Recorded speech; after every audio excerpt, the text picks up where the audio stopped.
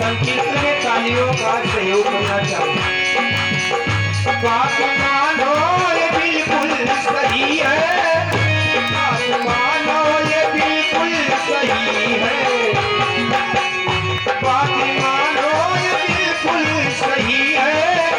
किसी के हाथ बुद्धि रही है, तो आत्मा का ज्ञान नहीं है, मुक्ति पाने की काबिल नहीं है, आत्मा का ज्ञान है, मुक्ति पाने के काबिल नहीं।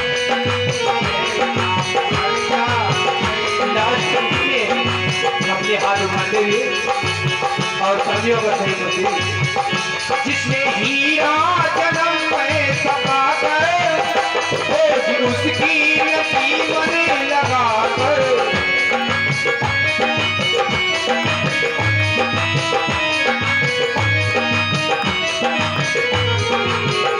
जिसने हीरा जन्म में सका कर उसकी यकीन लगा कर, वो तो भगवान वो दिखाने की काबिल नहीं है, वो तो भगवान के पास जाकर मुख दिखाने की काबिल नहीं है। आप हरिया कैसे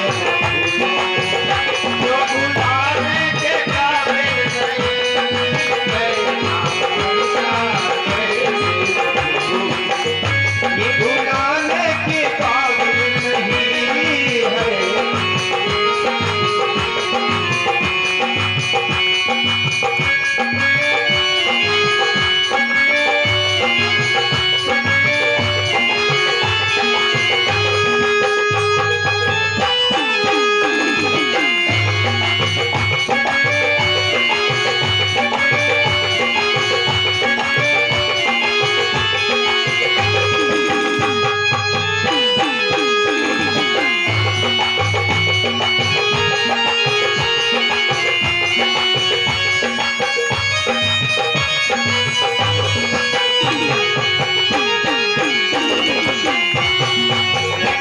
बोले गोविंद भगवान की जय, बोले श्री कृष्ण भगवान की।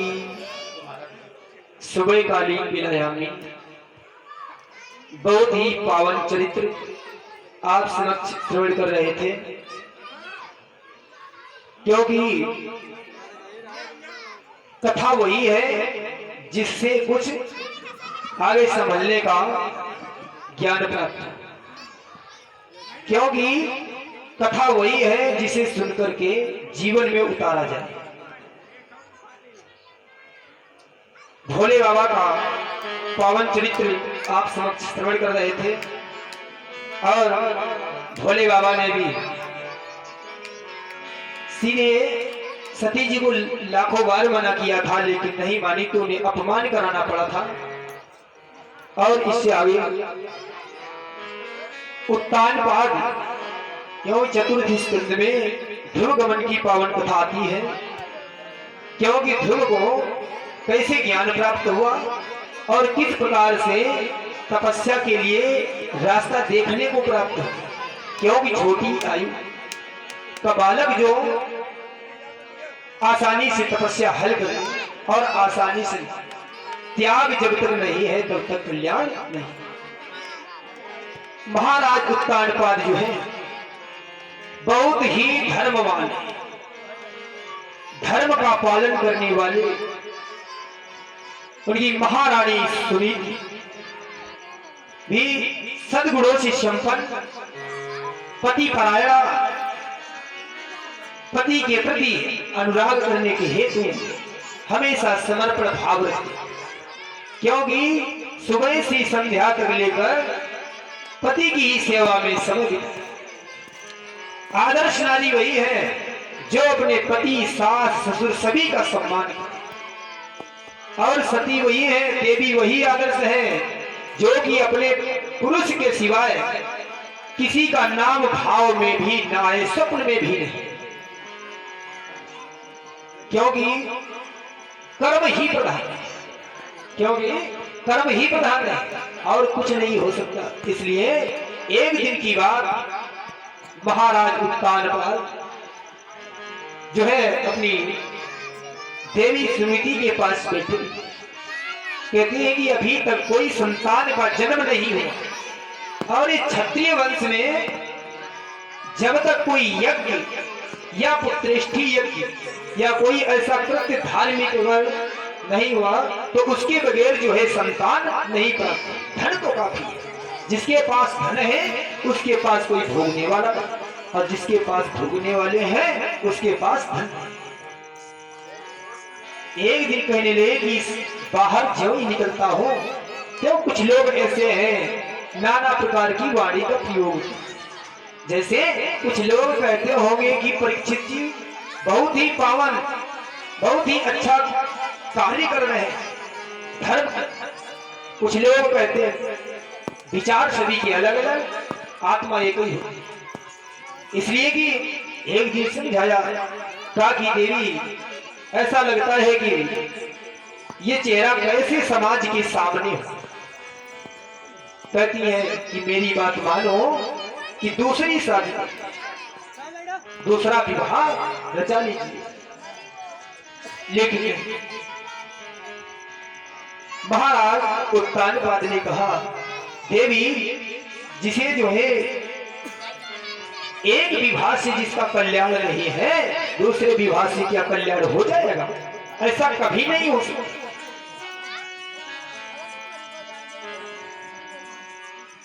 उत्तानपाद की प्रथम प्रिया सतियों में लेखी जाती थी।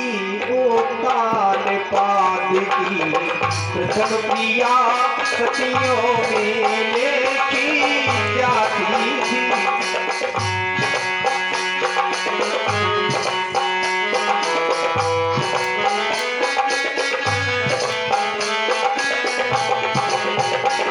उत्तानपाद की प्रथम प्रिया सतियों में लेखी जाती थी।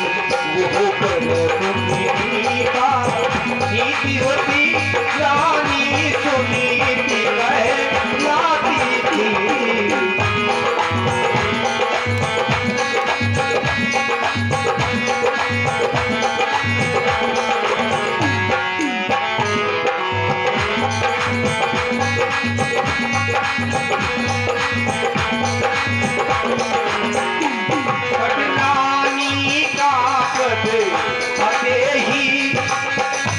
पटरानी का पद पाते ही पति पर बलिहारी जाती थी।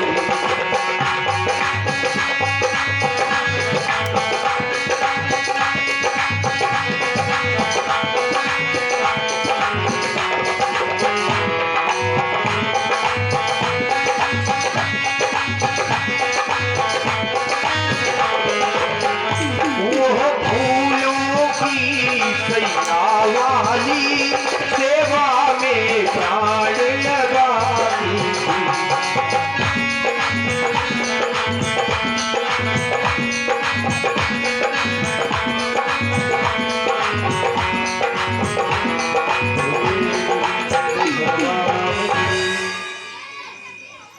ऐसी आज सुनीति रानी समझाने लगी ताकि स्वामी एक काम करो जो कि दूसरा विवाह करना। का देवी दूसरा विवाह करना ये अच्छा नहीं है, क्योंकि दूसरे विवाह से कल्याण नहीं हो सकता। बहुत कुछ समझाया लेकिन रानी सुनीति ने अपनी हट और हट चार ही होती। एक बाल हट, बालक अगर रूठ जाए तो जैसा कहेगा वैसा ही करना पड़ेगा। जैसे कहे कि खेत से गन्ना लिया, फिर बोले कि टुकड़ा करो, और टुकड़ा करके जब टुकड़े हो गए तो फिर बालक कहता पिताश्री से एक में मिला दे, फिर इसको जोड़ो एक में, अब कैसे जुड़े। तो इसलिए बाल हट बहुत बड़ी चीज है। और दूसरी क्रिया हट, देवी अगर हट कर बैठे तो जैसा कहेगी वैसा ही करना पड़ेगा।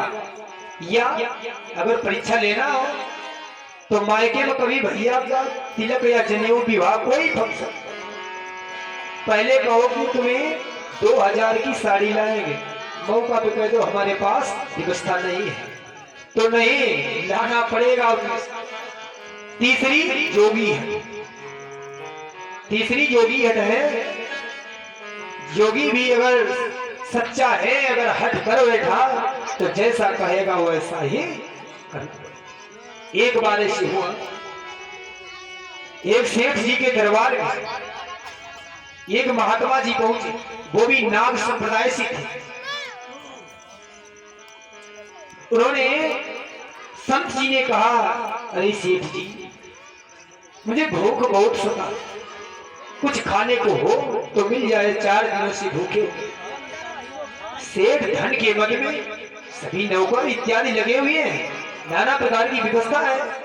तो अहंकार में आते हुए कहा, ये संत जी अगला मकान देख लीजिए। का नहीं कुछ है तो गुड़ ही दे दीजिए, कुछ मिठाई दे दो, कल्याण हो जाए। का वो भी नहीं है। का कुछ नहीं है तो 5 रुपए दे दीजिए, मैं कहीं चाय पी। वो भी नहीं दिए और नौकर से कहा इसे निकाल के बाहर। जब इतना कहा तो योगी जो है खड़ा, संत जी खड़े हुए कहा, ऐसे ये तेरे धन वैभव का क्या होगा, जब तुम्हें भूखे संत को भोजन नहीं करा सकते हो तो इससे ज्यादा क्या हो सकता। तुमसे गरीब कोई नहीं है, दिखावटी धन है। जब तुम्हारा हृदय जो है पवित्र नहीं है तो क्या करोगे। कहने लगे वो समझ गए, श्राप संत ने कहा जाओ जैसी भावना है वैसा ही हो। और हकीकत कि फिर उसे वैसी हालत में पहुंचना पड़ा सेठ।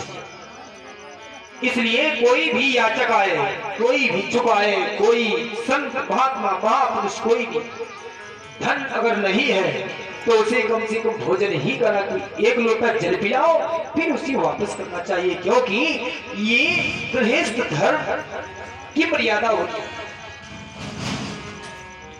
ऐसे ही जोगी है, अगर जोगी जो कहेगा वैसा ही होगा। चौथी हट राजा, राजा से झगड़ा नहीं करना चाहिए, क्योंकि राजा जो कहेगा वही करेगा, क्योंकि उसके पास सत्ता भी है, शासन भी। इसलिए तो आज महारानी सुनीति जी ने हट कर कहा कि स्वामी दूसरा विवाह रचाए। कहा अगर कोई संतान हो जाएगी तो हमारा भी नाम होगा साथ में, और मैं भी पालन पोषण में समय को बिताया करूंगी। बहुत भाव से समझाया। आज महाराज उत्तानपाद को ये बात समझ में आ गई। कहने लगे ठीक है देवी, जैसा तुम्हारा वचन है वैसा करो, क्योंकि कार्य मंत्री देवी भी मंत्री के समान होती है। कोई कार्य किया जाए तो उनकी सलाह बिना लिए कोई कार्य नहीं। अब ये समझना आपको है कि अच्छी सलाह है या उल्टी है, उसे विचार करना अपना कर्तव्य है। इसलिए हर कार्य में सलाह लेना ये आवश्यक हुआ करता है। इसलिए कि आज महाराज उत्तानपाद ने दूसरा विवाह रचाने की तैयारी की और महारानी सुरुचि से, क्योंकि सुरुचि से दूसरा विवाह रचाया। जो ही पालकी में सवार हुई, दरबार पे आने को थोड़ी दूर रह गया तो विचार करने लगी, आरती सजा ली जाए।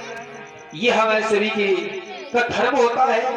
कोई विवाह किसी का नया हुआ हो तो उसको प्रदक्षिण किया जाता है, उसकी आरती उतारना चाहिए। क्योंकि इसलिए आरती होती है जो नारायण और लक्ष्मी के समान हो परिचित, इसलिए उतने समय आरती उतार के, क्योंकि वहां के जो दोष है उनका निवारण हो जाएगा, फिर महल में प्रवेश किया जाए।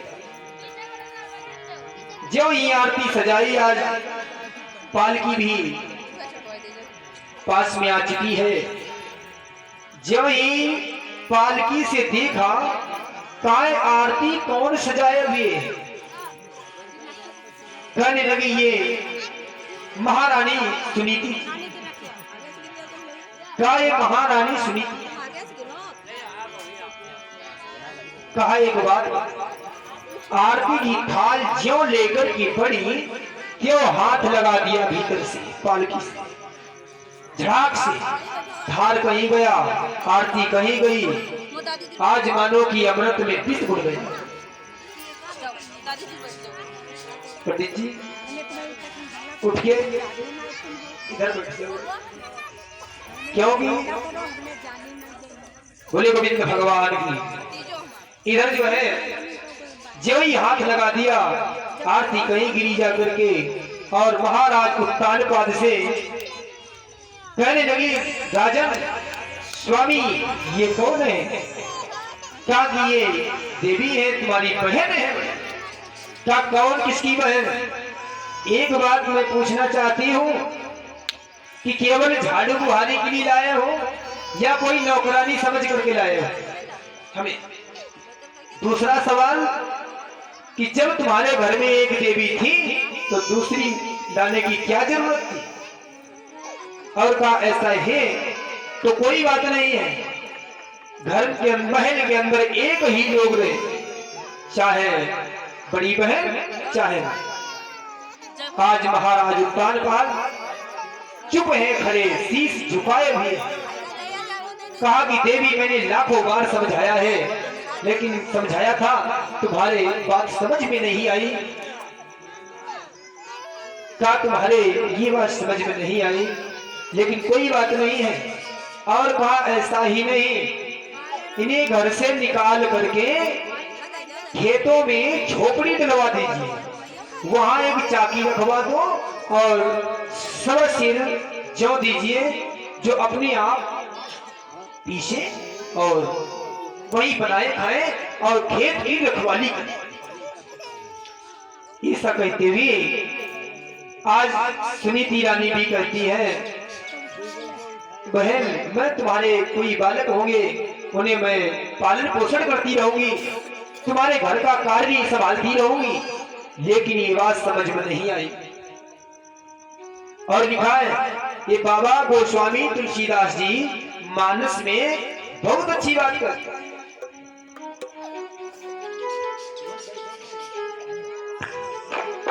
जहाँ सुमतीता संपत्ति नाना, संपत्ति नाना, जहाँ कुमति तहाँ विपत्ति निधान। जहाँ सुमति संपत्ति नाना, संपत्ति नाना, जहाँ कुमति तहाँ विपत्ति निधान।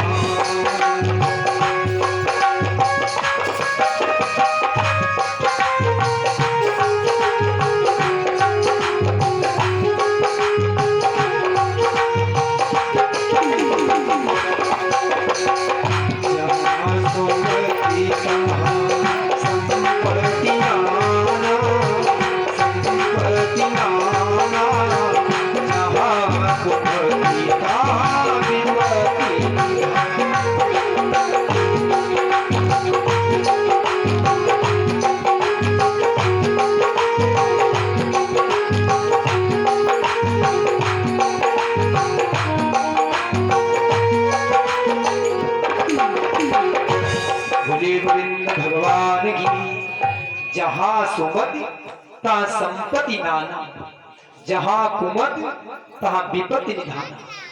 जिस परिवार में सुमति होती और वैकुंठ कहीं नहीं है,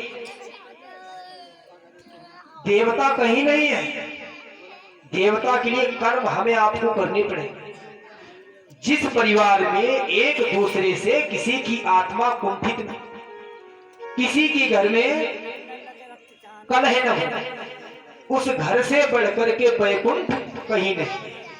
क्योंकि प्रेम रूपी शेष सैया जब घर में पड़ती है तभी जो है नारायण का आगमन होता है।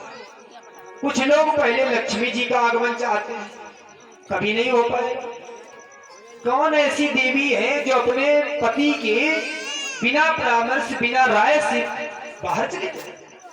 तो माता लक्ष्मी जी क्या बिना नारायण की आज्ञा से जा सकती है? नहीं जाएगी। जब प्रेम रूपी शेष सैया पड़ती है तब फिर इसके पश्चात में माता लक्ष्मी जी को भी जाना होता है अपने पति की सेवा करने के लिए। इसलिए हमेशा अपने हर एक प्रति परिवार में प्रेम रखना चाहिए, अच्छी शैली का प्रयोग करना चाहिए। क्योंकि कागा काको धन हरे और कोयल काको दे, मीठी वाणी सुनाई के परिचित जी जग अपनो। कागा काको धन हरे कोयल काको दे, मीठी वाणी सुनाई के जग अपनो कर ले कबीरा, जग अपनो कर ले।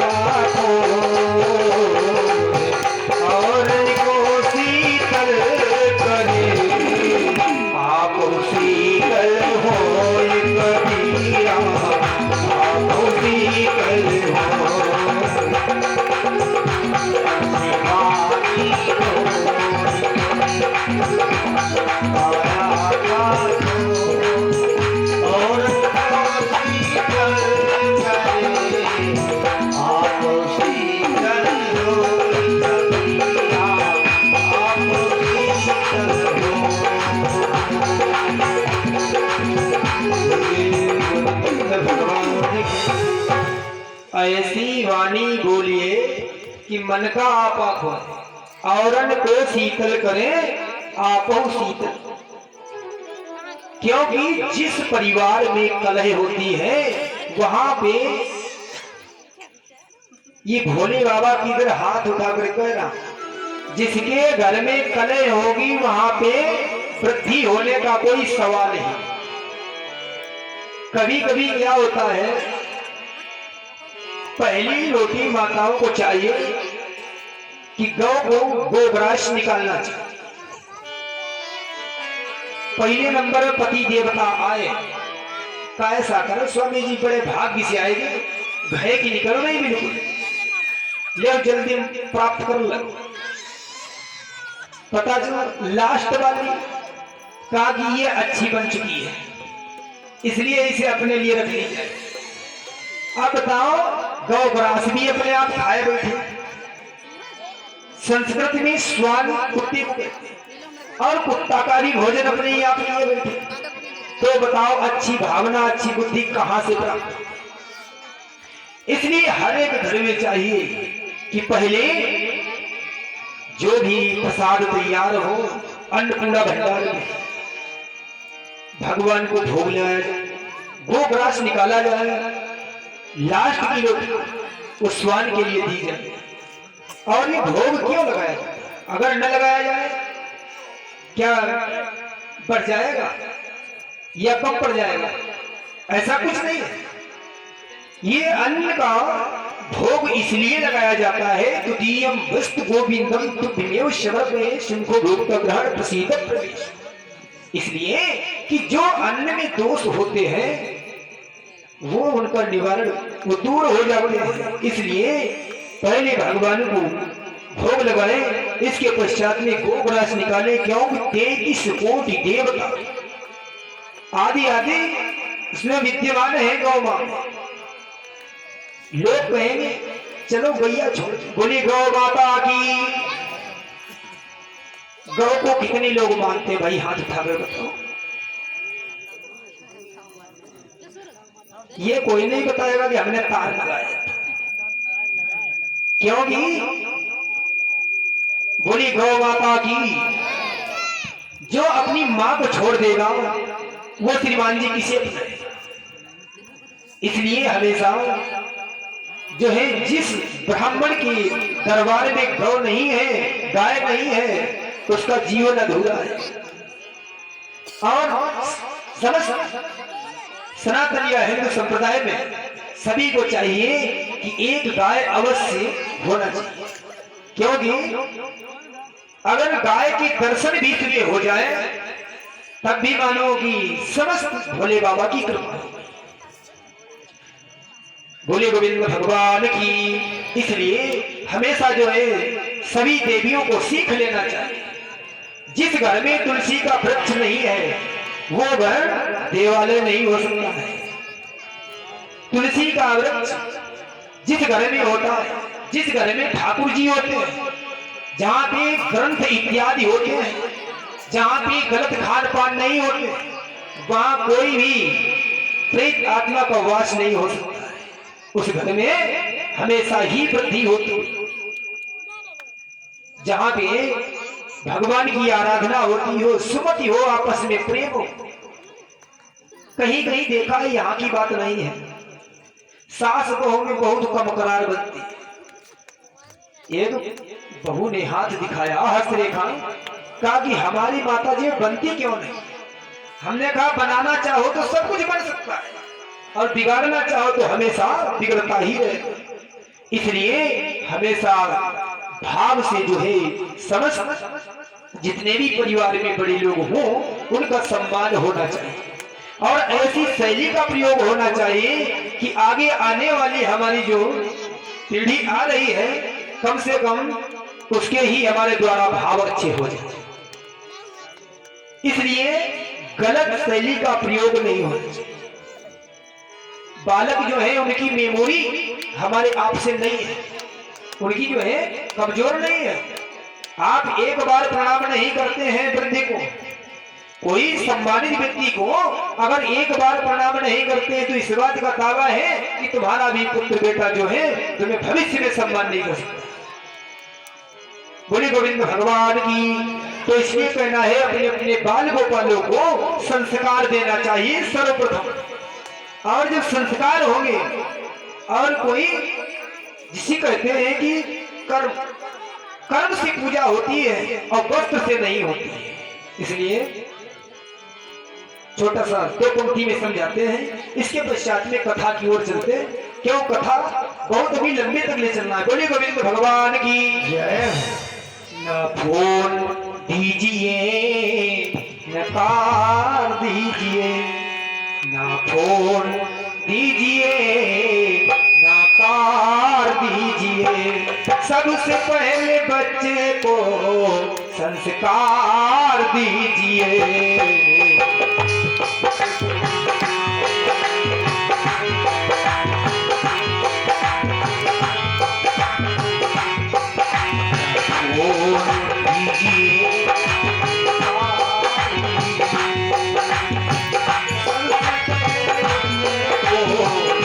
संस्कार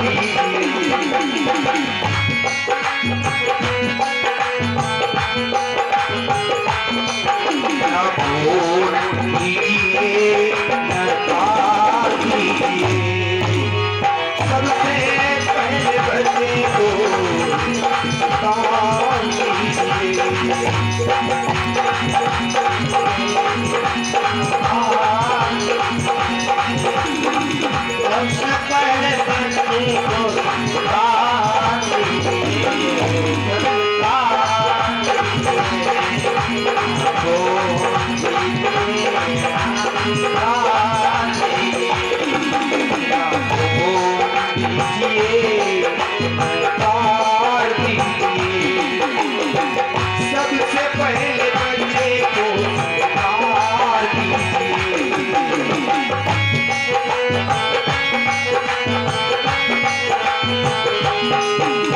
काली अवस्था हुई लाल की मोबाइल पकड़ाया है। काली अवस्था हुई लाल की मोबाइल पकड़ाया है।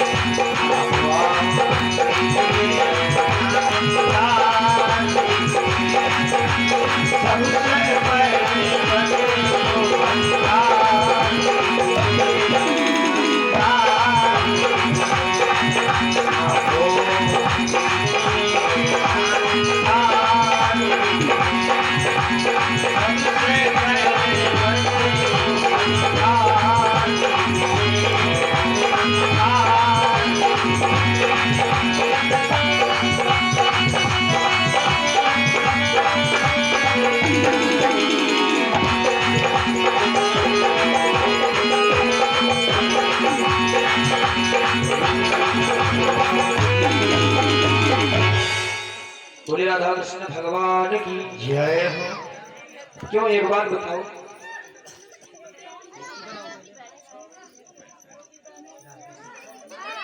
जल्दी से कम से कम बार बार क्यों छेड़ते हो? जब एक बार सेटिंग हो गई बार बार छेड़ो मत, जहाँ पे सेट हो गई वहीं पे रहने दो।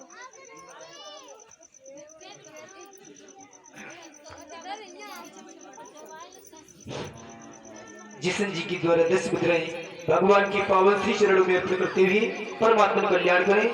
20 मुद्राएं श्री कृष्ण सक्सेना जी शिवरी जी, 11 मुद्राएं जसरथ शिवरी। दशरथ है ये जसरथ है ना?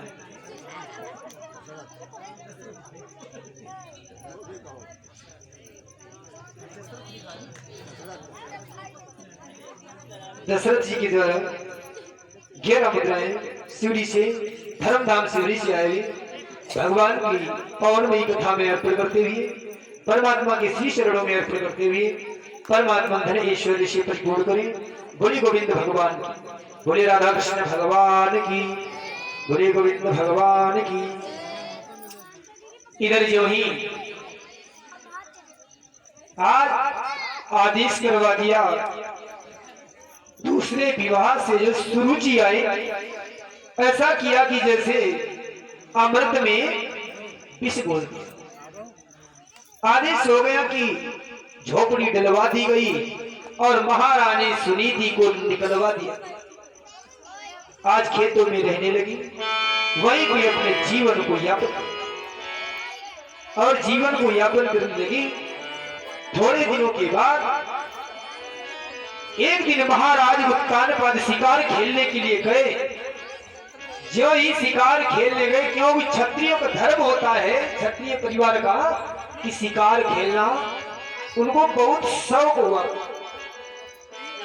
तो शिकार खेलने गए। एक समय की बात जो कि 12 बजे वापसी, वन से 12 बजे वापसी हुई तो जितने भी फाटक हैं महलों के वो सब बंद पड़े। जब फाटक बंद पड़े हुए हैं सब कुछ आवाज लगाई लेकिन फाटक किसी ने नहीं खोले। तो आज कहा गया पुरुष बली नहीं होते हैं और समय होते बलवान और भीलन लूटी गोपियां गई अर्जुन। क्योंकि समय क्या से क्या नहीं करवा देता है कोई पता नहीं।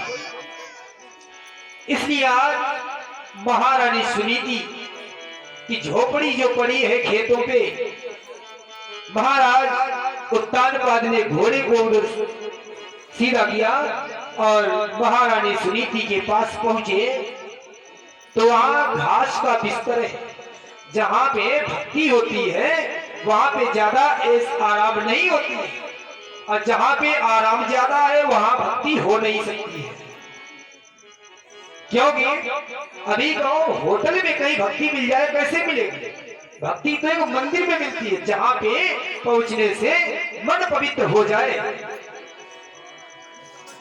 तो इसलिए आज महलों में पहुंची, जाकर महलों में जब फाटक बंद देखे तो महारानी सुनीति के झोपड़ी पे पहुंची और आवाज लगाई, देवी क्या कोई है? आज आवाज लगाई। आंखों में अग्र धारा आंसुओं की लेकर के कहने लगी, स्वामी प्रियतम कैसे आना हुआ? क्या कोई हमसे अपराध हो गया? क्या हमसे कोई भूल हो गई है? आज महलों को छोड़ करके ये आज दासी की कुटिया में कैसे आना हुआ? जो ये विचार करते हुए कहा कि कैसे आना हुआ प्रियतम, तो सब कुछ हाल समझाया और समझाने के बाद में नाना प्रकार से समझाया। और घास का बिस्तर है, घास की तकिया है लगा दे और जो जो रखे हुए थे उन्हीं से अच्छी प्रसादी बना करके भोजन करवाए भाव से। यही कहा गया जहां पे प्रेम है वहां सब कुछ है। अपमान की मेवा नहीं अच्छी, अपमान की रबड़ी अच्छी नहीं है। सम्मान का मान का पान कहा गया बहुत होता है।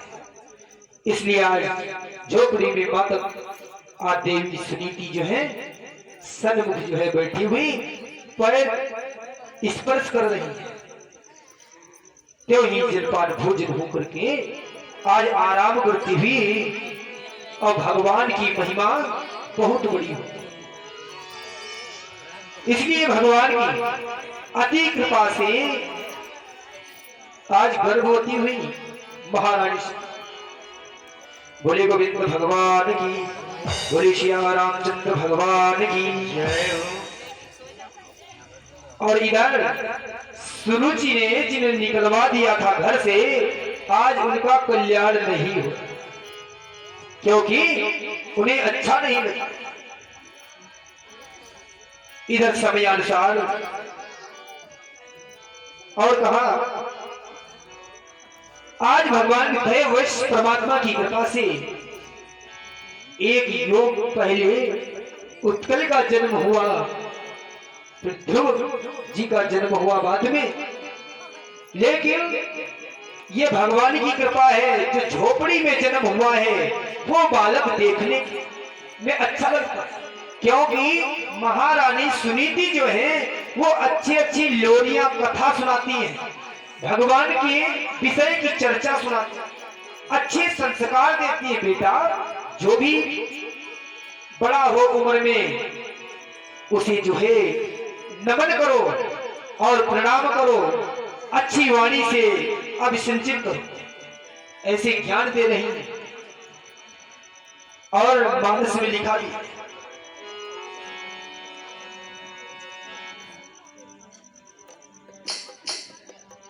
प्रातकाली मुठी कै रघुनाथा, मात पिता गुरु नाम ही माता।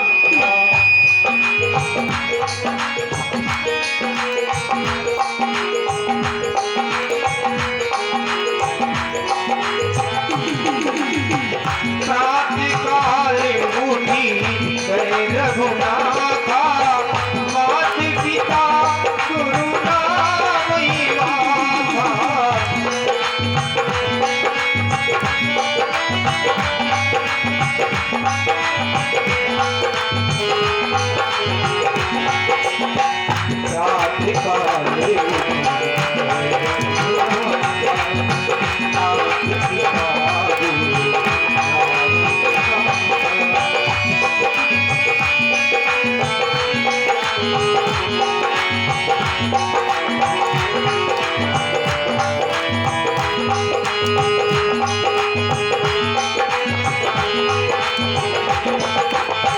बोले गोविंद भगवान की। कभी कभी हमें ध्यान आ जाता है, लखनऊ स्टेशन जो स्टेशन है वहां पे अच्छी भली आत्मा लेकर खड़े हो जाओ, फिर भी यही लगा कि चक्कर आ रहा है। बोले भोलेनाथ महाराज की, बोले उमापति महादेव की। इधर एक दिन की बात है, कुछ दिनों में थोड़ी उम्र आयु बढ़ी, त्यों ही आज बालक समझदार होने और अच्छा संस्कारी जो जीव बालक होता है का होनहार वृक्ष की होठ चीखने पर जो वृद्धि करने वाला है, उसे जो देखने से ही पता चल जाता है कि ये बालक आगे क्या करेगा। इसलिए एक दिन की बात, खेलते खेलते महाराज उत्तानपाद के महलों में पहुंचा। और जब महलों में पहुंचा तो महाराज उत्तानपाद ने देखा कि बड़ी बड़ी आंखें हैं, उसे मोटा मोटा काजल भी लगा हुआ, मुखाकृति अच्छी है, गोल है, छोटी उम्र है, घुंघराले बाल है। आज ने लेकर के गोदी में बिठा लिया सिंहासन पे, और ये नहीं समझ पाए कि बालक मेरा ही है। इतने में महाराज आज सुरुचि जो है, सुरुच एकदम आई और बालक की का हाथ पकड़ करके गोदी से झटका दे दिया और झटका दिया और कहा, "है बालक, तेरी हिम्मत कैसे पड़ी कि महाराज की गोदी में बैठने की? अगर महाराज की ही गोदी का शौक है तो अगली बार में मेरी कोख से जन्म लेना आकर के तो बैठने का प्रयास कर।" ये सब का इसलिए कि जब कभी इच्छा बैठने की हो, और इतनी बात तो बहुत बड़ी, यहां तक वो भाव का शुद्ध हृदय का हे बालक आज रोता हुआ वहां से अपमानित होकर के वापस अपनी माता सुनीति के पास आया और कहने लगा, "मां," रोती हुई, "कहा कि मौसी ने हमें गोदी से नीचे उतार दिया है। कहा गोदी से नीचे उतार दिया है और हमें झटका भी दिया है मां।" रोता है। आज इधर मां कहने लगी, "बेटा, वो दुखियारी के दुखिया", बड़ी भाव से मां कहती है, "वो दुखियारी के दुखी लाल किस बेदर्दी ने मारा है। वो दुखियारी के, वो दुखियारी के दुखी लाल किस बेदर्दी ने मारा है। वो मुझे पूतनी के सपूत किसकी आंखों में खटका है।" कहा कि बालक, न जाने किसके लिए ये बालक खतरा बनकर के खड़ा हुआ है, किसको दिक्कत हो रही है मेरे बालक से।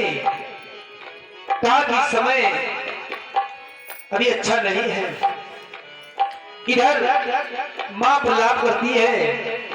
कहा कि एक तो भगवान का समय डाला हुआ, दूसरे लोग भी अपने भी जो सहारा छोड़ देते हैं। समझ आया और कहा, "बेटा, तू चिंता मत कर, उस पिता की क्या गोदी,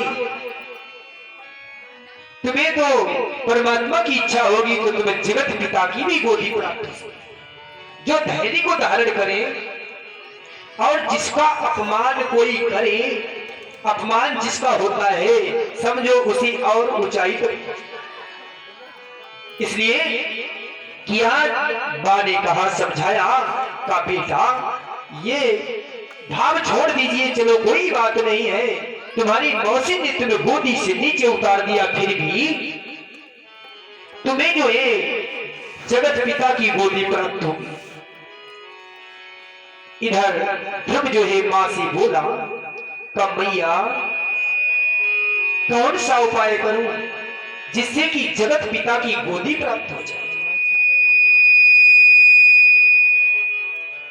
कहा कि कौन सा उपाय करूं जिससे जगत पिता परमात्मा की गोदी प्राप्त। कहा अब मैं मैया वो जगत पिता मिलेगी जिनकी गोदी के बारे में समझा रही हो, वो जगत पिता कैसे मिलेगी, कहां मिलेंगे, किस प्रकार से मिलेगी, कौन ऐसा कर्म करूं जिससे प्राप्त हो। बालक है लेकिन कोई साधारण नहीं है, इसलिए विचार किया और करते ही आज हट कर देते। इसीलिए मैंने कहा था बाल हट बहुत बड़ी चीज होती है। हट के कारण आज मां से हट कर बैठा बालक और कहने लगे कि मैया अब तो मैं अपने जगत पिता की गोदी की खोज में जाना चाहता हूं। जब तक जगत पिता की गोदी प्राप्त नहीं होगी तब तक मैं वापस तुम्हारे घर में। ध्रुव बोला बस मां रहने दे, मैं उसी पिता पर जाऊंगा। ध्रुव बोला बस मां रहने दे, मैं उसी पिता पर जाऊंगा।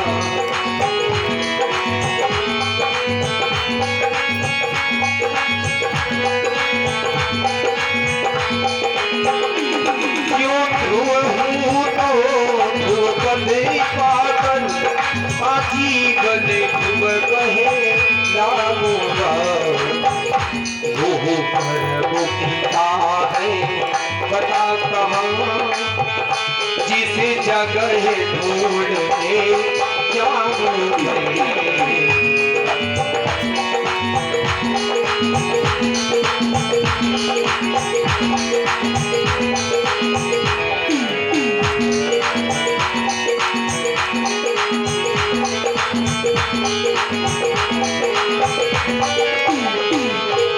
बोलिए गोविंद भगवान की। जय हो। अब माँ पहले सोच रही थी कि ऐसे ही समझा दो, बालक है का माँ ये मैं पूछना चाहता हूँ मैया, वो जगत पिता की गोदी कैसे प्राप्त, क्या इसलिए क्या अब हमें वो जगह बताओ कि कहाँ पे जगत पिता की गोदी प्राप्त हुई। वहां से चलते ही आज चलने लगी और मैया से कहते सुनो, और भगवान से भक्त बड़े होते हैं। बोले गोविंद भगवान की। जय हो। इधर चलने लगे। जिस समय घर से निकले,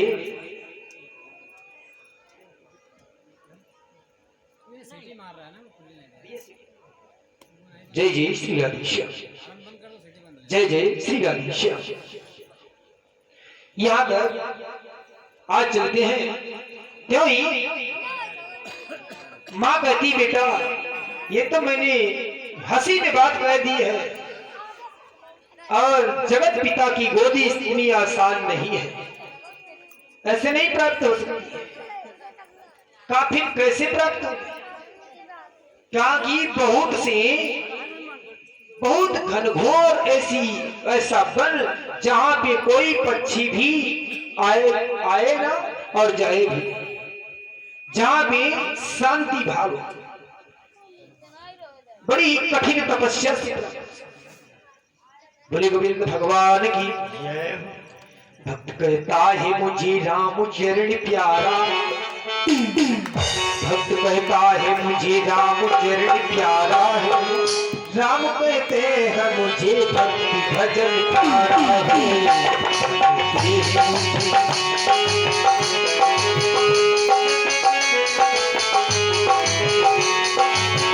भक्त कहता है मुझे राम चरण प्यारा है, राम कहते हैं मुझे भक्ति भजन प्यारा है।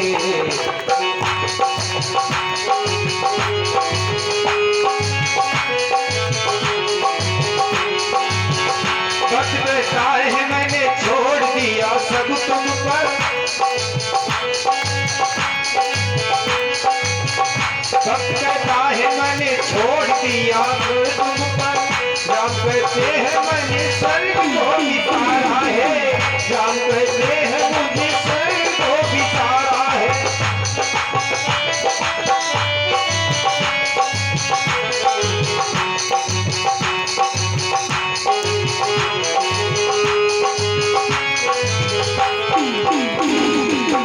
भक्त कहता है मैंने खाक रमाई तन पर, भक्त कहता है मैंने खाक रमाई तन पे, राम कहते हैं मैंने जटायु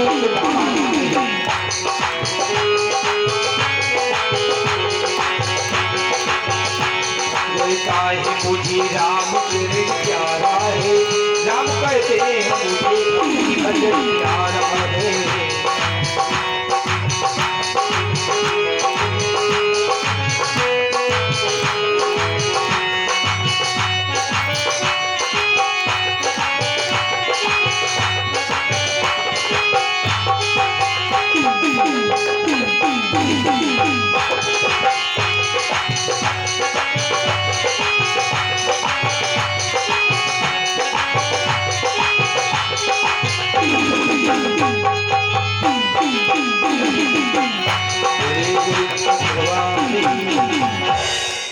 आज जिस समय बहुत अटकी, माँ ने बहुत लाखों बार समझाया, मगर ये बात समझ में नहीं आई। जब नहीं समझ में आई तो आज घर से निकल का माँ आशीर्वाद दीजिए, केवल जगत पिता की गोदी तो क्योंकि कहा गया अतकी रगड़ करे जो कोई अनल प्रगट चंदन से। इसलिए मैं मैया जब तक जगत पिता की गोदी प्राप्त नहीं होगी तब तक मैं वापस घर नहीं आऊंगा। यहां से चल यात्रा प्रारंभ की और यात्रा प्रारंभ करने के बाद में मानो कि रास्ते में बालक चल रहा है। क्योंकि भक्त से भगवान बड़े होते हैं। ये कहा भगवान से भक्त बड़ा माना, क्योंकि भक्त नहीं होंगे तो भगवान कहां से। इसलिए रास्ते में चल रहे क्यों श्री हरि नारायण ने आज बाबा नारद को आदेश दिया, कहा कि भक्त के पास जाइए। बाबा नारद जी जो ही रास्ते मिले कहा, अरे बालक कहां जा रहे? कहा मैं जगत पिता की गोदी प्राप्त करने। जब तक जगत पिता की गोदी नहीं मिल जाएगी तब तक मैं घर नहीं जा सकता। कहा अरे हठीले बालक, वहां जंगल में जा रहे हो, वन में जा रहे हो, वहां शेर चीता भालू आदि आदि तुम्हें खा जाएंगे। इसलिए मेरी बात मानो कि वापस घर को वापस हो जाओ। कहा कि नहीं बाबा, ये हमें चक्र समझाने को रहने दो, ये हमें संशय में न डालो। हमें जब तक पिता की गोदी नहीं प्राप्त हो जाएगी तब तक मैं वापस से घर। बाबा नारद भी समझ गए कि ये बालक कोई साधारण नहीं। इधर नाना प्रकार से समझाए लेकिन नहीं सही। तो आज बाबा नारद ने विचार किया कि अब जो है गुरुदीक्षा देनी ही। कान में गुरुदीक्षा दी है बाबा नारद। ओम नमो भगवते वासुदेवाय। ये 12 अक्षर मंत्र जो है, इसे अगर भली भांति भी स्मरण कोई कर ले तभी मानो कि कल्याण हो जाए, समस्त विकार उसी क्षण में नष्ट हो जाए। ओम नमो भगवते वासुदेवाय। ओम नमो भगवते वासुदेवाय। ऐसा मंत्र देते हुए बाबा नारद जी जो है, आज वहां से बाबा नारद जी तत्काल ही गुरुदीक्षा देकर के आज वहां से अपनी यात्रा प्रारंभ की। और यात्रा प्रारंभ करने के पश्चात आज जाकर के एक कदम का पेड़ था, उसके पास में बैठकर वहां पे तपस्या प्रारंभ कर। और यहां तपस्या कोई ध्रुव जी ने साधारण तपस्या नहीं की है। धर्मधाम लीलवल से सभी भक्तजन आ गए, क्योंकि भगवान भोले बाबा की जिसपे अति कृपा होगी उसी दरबार में आना ही पड़ेगा। चाहे वाहन से आए चाहे पैदल आए, क्योंकि ये भोले बाबा कोई साधारण नहीं है।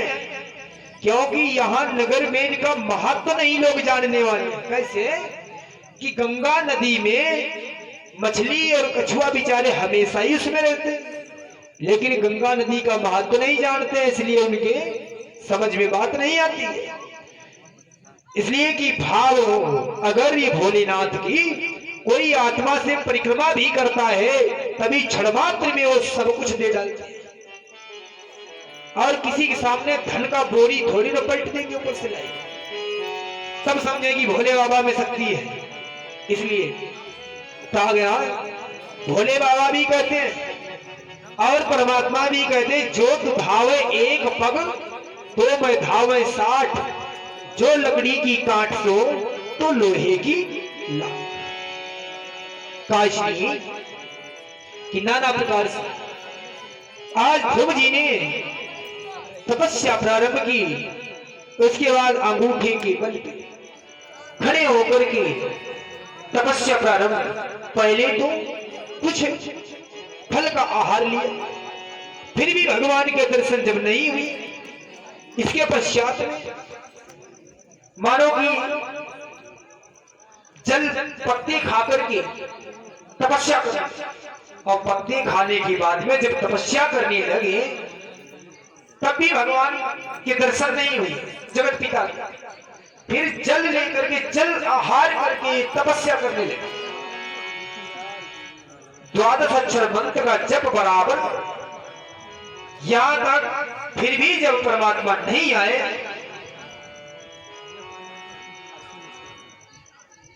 अश्वनी सिंह जी और अश्वनी जी परमात्मा की पावनमयी कथा के पूर्व जो है व्यवस्थापक रह चुके हैं, क्योंकि भगवान की कथा जो है इतनी रसिक होती है कि जिन्हें भगवान की अति कृपा है उन्हें जो अनुराग हो, अनुराग किसे हुआ?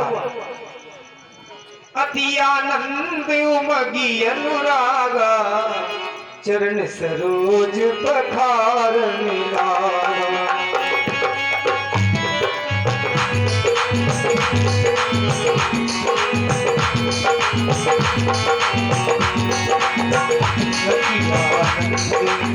उमगी अनुरागा,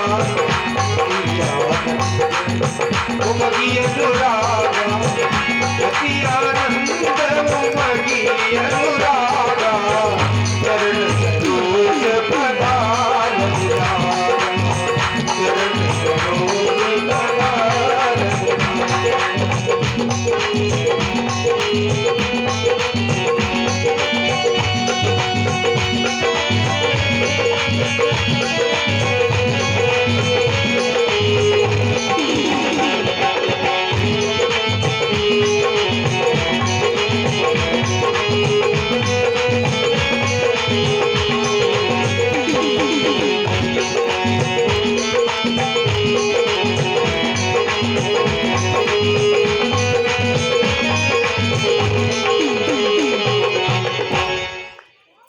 जैसे केवट को अनुराग हुआ है भगवान से, ऐसे ही हमारे अश्वनी भैया और हमारे जो है क्षत्रिय परिवार से लोग, उन्हें भी भगवान से बहुत बड़ा अनुराग है। जैसे हमारे महाराज परीक्षित जी को भगवान से अनुराग है और हमेशा होना भी चाहिए।